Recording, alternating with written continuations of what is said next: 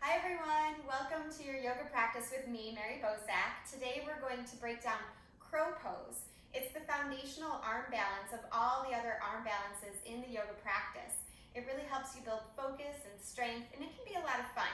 That said, it can also be a little fearful and intimidating, so I'm going to hopefully break down all of the parts so that you feel more confident by the time we're finished here, and you'll have the tools to help build up the strength to approach this posture when you're in a longer yoga class or a more fast-moving yoga class, and you can do this posture with maybe some fun, some grace, and some confidence. Okay, so getting started today in a kneeling position, take your hands and just bring them together, rolling your wrists out a little bit in one direction and then the other. And then flip your hands down, fingertips down, let your hands come to the mat and rock back and forth with your fingertips pointed towards your body, just stretching out the wrists a little bit. And then take your hands, flip your fingertips towards you again, but this time palm up and rock forward and back just a little bit. And then something I love to do, this little push-up-like position, although most of the weight is in my legs, just rolling out the wrists, making sure they're feeling nice and open before we bear some weight there. And go ahead and shake your hands out and stretch yourself right into a child's pose. So toes together, knees apart, stretch your arms way out and drop your head down. Press your hands down and forward. Taking a few long breaths in here. Bring your awareness to your thumb and first finger and start to squeeze that part together a little bit. And then press down through your pinky fingers as well, starting to activate your arms. Feel your shoulder blades broaden. And press your hips closer to your feet. Good. Starting to roll your spine up to a table position. Take an inhale for cow pose here. And then exhale, dome your back for cat and hold your cat position. Just really push down into the mat, keeping the tailbone curled under, letting your head drop. And then inhale again for cow pose. Then exhale, hold your cat pose. Curl the tailbone under. Try to shift your shoulders a little bit more forward if you can. Broaden through the shoulder blades. Okay, and then inhale for cow pose again. And exhale for cat pose. This time, come to a neutral table position. Curl your toes under here and push right up to a downward facing dog. Take just a little bit of time to pedal out your feet. And then really root down into your hands. Now the foundational pose of crow pose is chaturanga. So we're going to work that a couple of times here. So on your inhale, look forward, come to plank position. Push down into your hands, keep your gaze forward. Make sure you're using your legs as much as your arms. And then exhale, lower. You can use your knees if you need to. Squeeze the elbows in. This is chaturanga, 4 inches off the ground. Inhale, push back up to plank, and then to downward facing dog. Okay. Again, inhale, look forward, rock to plank pose. Keep your gaze forward, move your shoulders just a little more forward than you think you can. Engage your legs, let them work as much as your arms, and then bend your elbows, squeeze them in. Chaturanga, hold here. Again, let your legs and arms work in equal amounts. Inhale, push up, and then exhale, come back to downward facing dog. And we'll do just one more, that chaturanga position. Inhale, look forward to plank. On your exhale, lower down, bend the elbows, gaze forward. Try to broaden through the collarbones. And then inhale, press up to plank, strong arms. Exhale, press back to downward facing dog. Good. From here, walk your hands back to your feet. Wiggle your feet apart and come into a yogi squat, malasana. So for some of you, you might need to use a block. You can also sit on a block here if you'd like. But sitting on a block or just dropping the tailbone down. I like to release my wrists here, just rolling them in and out. Kind of like I'm opening up a book, a away from me and then letting the backs of the hands roll in towards me. I do that a couple of times and then I reverse the direction. Again, that just keeps my wrists nice and supple for bearing a little bit more weight. Go ahead and come to a forward fold, standing forward fold. So hips up, arms down. And then wiggle your feet closer together. Walk your hands back out here. You're going to come into plank position again. In your plank position, this time rock your shoulders forward and tap your right knee towards your right arm. Push into your hands. Dome your back like cat pose. Good. Exhale, take that leg back. Inhale and tap your left knee towards your left arm. Push into your hands. Dome your back like cat pose. Good. Exhale, take it back and just push back to downward facing dog. Good. One more time. Rock forward to plank pose. Tap right knee towards right arm. Push into the hands. Try to lift your right knee a little higher up on that right arm and then shoot it back to plank and come to downward dog. Inhale, rock forward to plank. Bring your left knee towards your left arm and then push into the floor. Squeeze your left knee up your left arm. Push, push, push, push, push. And then shoot your left leg back and come to downward facing dog. And then walk your hands back again. Come into Bakasana one more time. Sink the hips down, press the palms together. And again, one more time, you can roll out the wrists if you like. That felt good. Or you can do something else with your hands too.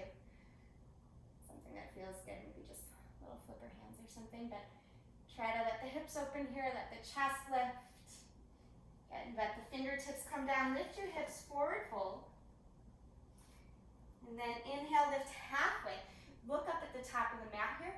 As you exhale, walk your hands forward. We're gonna work that chaturanga one more time. So hold your plank pose, because chaturanga is that foundational position of our arm balances when we're first learning. Rock your shoulders forward a little bit here and bend your elbows. Hold your chaturanga. So this is essentially what you're gonna be doing in your crow pose. Squeezing the elbows in, broadening through the collarbones and the shoulders. Go ahead, inhale, push up, and exhale, take it back to downward facing dog. Good, from here, a little rest. Drop your knees down, point your feet, and we'll sit back just for a moment as we learn another foundational way to build up our crow posture.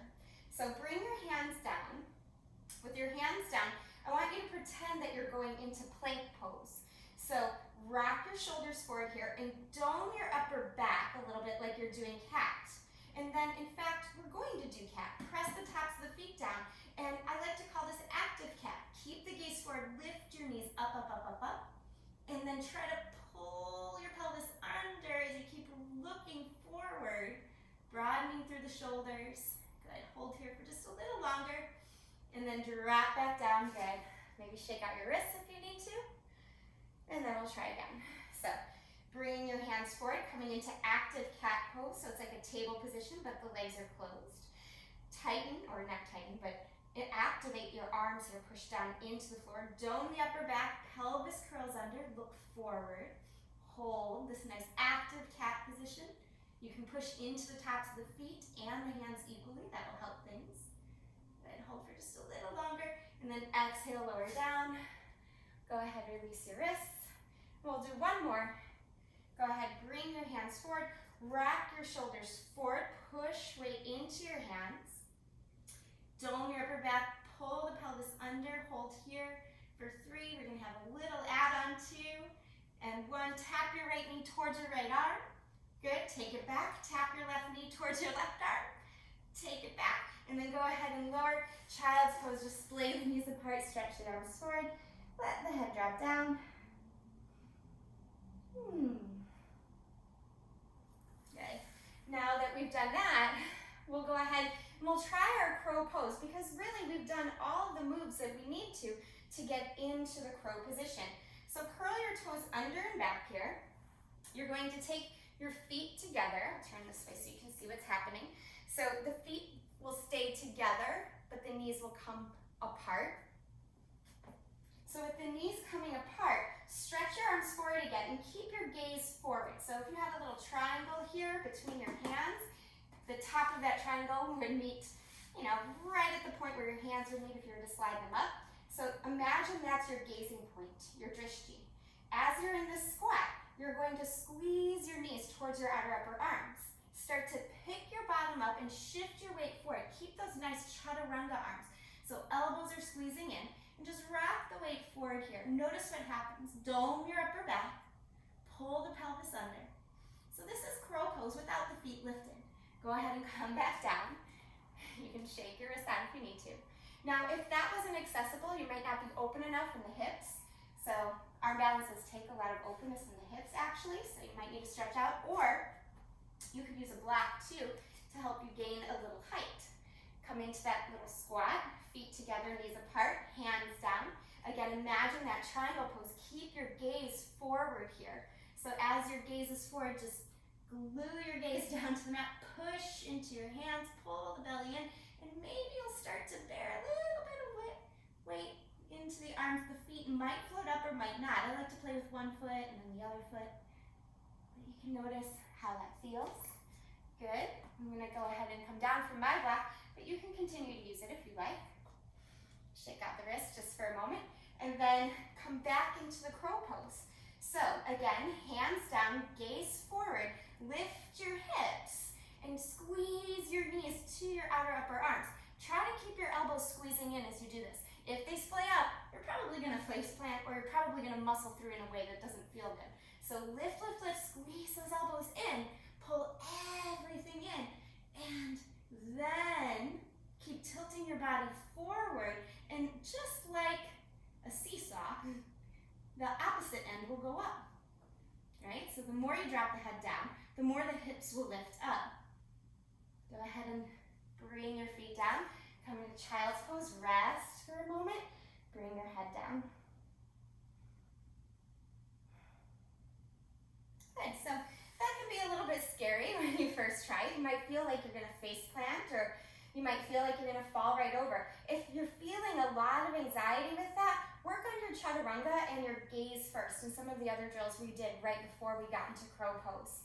Okay, we're gonna try crow pose just one more time, just to give you a nice round experience here of getting into your crow posture. So go ahead and give it one more go.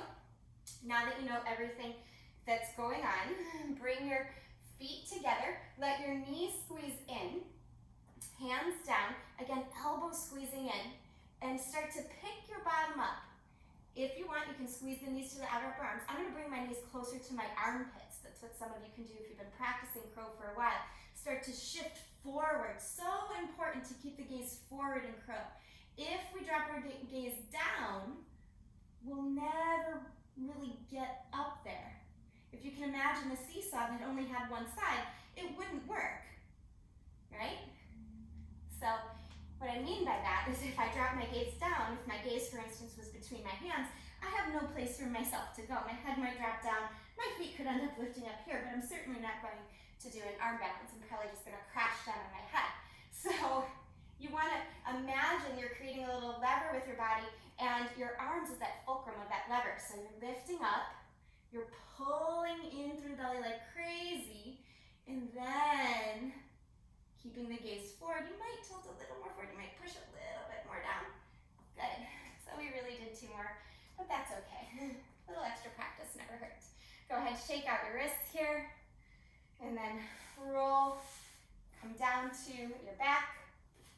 Give yourself a moment to rest after working so hard in your crow practice. You can squeeze your knees in. Drop your feet down. We're going to do a bridge pose just to lift up, release the abdominal muscles because they worked pretty strongly too. If you were working on your crow pose, you can interlace your hands, lift the hips.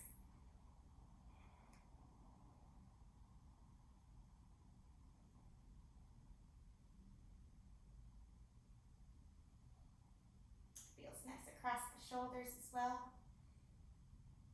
Good. Go ahead and release your hands, lower down. Let your knees just sway a little bit. We'll do just one more little stretch here. Take your knees in, drop them to the right, open your left arm out. Feel a nice release in the pectoral. come through the center, drop the knees the opposite direction. Again, just feeling even the arm opening up here. Of course, you'll feel it on the side body as well, but we worked our arms pretty strongly, so we wanted just a little extra release. And go ahead and bring your knees back in. Take a breath in, and then a breath out. Drop into a Shavasana. Shorter Shavasana for a shorter practice. But as you're here, just scan the body and notice all the areas that may seem like they feel like they're a little resistant to trying this, or possibly a little bit weak. And try to recognize them as places of transformation in the body, of possibility.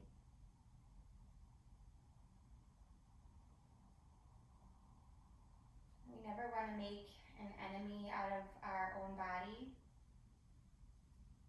We always want to look at it with compassion and with hope and possibility. So just allow those things to flood in here as you rest. You can continue to rest just a little bit longer as I read you a quote for today. I like to share quotes for almost all of my practices. This one says, "Believe in fresh starts and new beginnings. The capacity for hope is the most significant fact of life. It provides human beings with a sense of destination and the energy to get started." As you continue to rest here, know that you gave yourself a new destination to work on. Maybe you got to that destination today, maybe you didn't. Doesn't really matter, just as long as you keep your focus and have fun, stay curious along the way. We'll be building that energy, that hope for new possibility and transformation, not only in the body, but in the mind. Go ahead and wiggle your toes, wiggle your fingers, stretch your arms up over your head. Take a breath in, and then a breath out, hug your knees to your chest, roll to one side, and then push up. Coming to a seat here, bring your hands to touch right in front of your heart. Bow your head down. Take a very deep breath in. Let it go with a sigh. Thank you so much for taking time to work on your crow pose with me today. Feel free to email me or reach out in any other way if you have questions. I'm here to help. Have a great day and namaste.